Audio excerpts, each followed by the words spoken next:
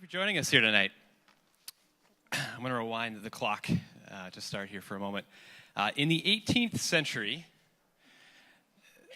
it's a long time ago, the Sobalski family emigrated from Poland to Canada. In that process, they set up a farm in Barry's Bay, Ontario. And the land, which was largely infertile, did not provide Canada's promise of sustainability and fortune. Thus, in 1965, and against all odds, this Sobalski family relocated to the manufacturing hub of Kitchener, Waterloo, a community that promised to be rich with opportunity of another, more industrial kind. The family settled. Alex Sobalski got a job at Panel Veneer. Isabella Sobalski focused on raising the 9 children that they had spawned over the previous 25 years. Shortly thereafter, Alec, a suffering alcoholic, was ironically and unfortunately killed by a drunk driver. Isabella, with 5 of 9 children still living at home, learned to become a welder at the ripe age of 55, got her driver's license, and carried on in what can only be described as an incredibly brave fashion. Over 2 decades separated a single generation of Sobalski. These 9 children moved on to achieve both incredible and devastating things. One of the youngest, Michael, went on to receive a mechanical engineering diploma from Conestoga College and eventually became the CEO of multiple international manufacturing businesses in both New York and Toronto. But the fourth, and one of the middle children, Richard, born in 1956, had a very different story.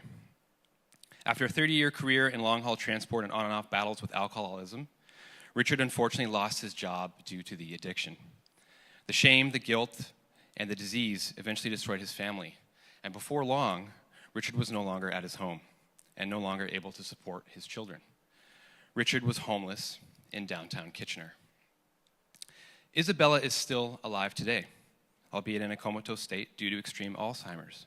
Her body is still strong. She is my grandma. Adeline, my mother, was the 5th of the 9 Sobalski children. Richard is my uncle. I found Richard via a unique vehicle, a Facebook group called Homeless in Waterloo. There in my feed was a man I recognized, a man with the same gray, blue eyes of my own. I had known Richard was no longer with his family. I did not know that he was, without question, homeless. I see Richard regularly in downtown these days. His peers fondly refer to him as the Polak. In fact, Mayor Barry Verbanovich informed me of his nickname. I spoke to Richard prior to today's presentation. While he was not comfortable attending in person, he did share at length that the downtown community of not-for-profits, public services, and most importantly, the House of Friendship had saved his life. Richard lost his job, and in his words, eventually hit rock bottom. He never imagined this for himself, and in the words of Executive Director, and I feel like I can say this because I'm actually wearing John Newfield's shirt, every single one of us is just one crisis away from a similar fate. As members of this community, we have the obligation to support our members in need. Their friends, their family, and most importantly, they're just like us. What is the House of Friendship?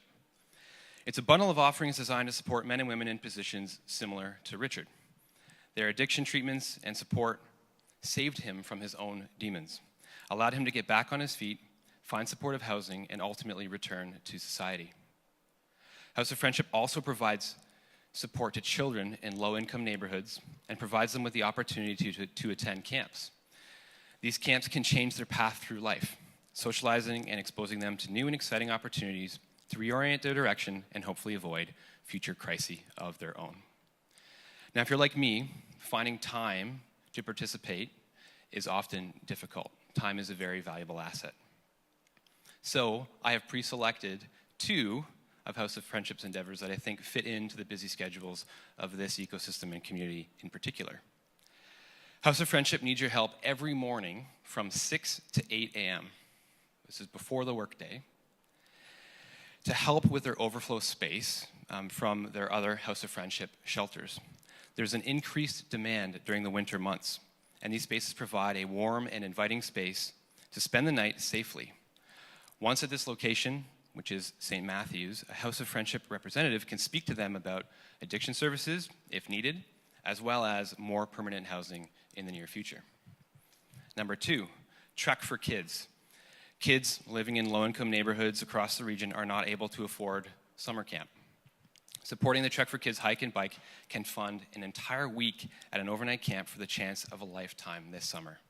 It builds skills, confidence, and experience which can inevitably shape their future.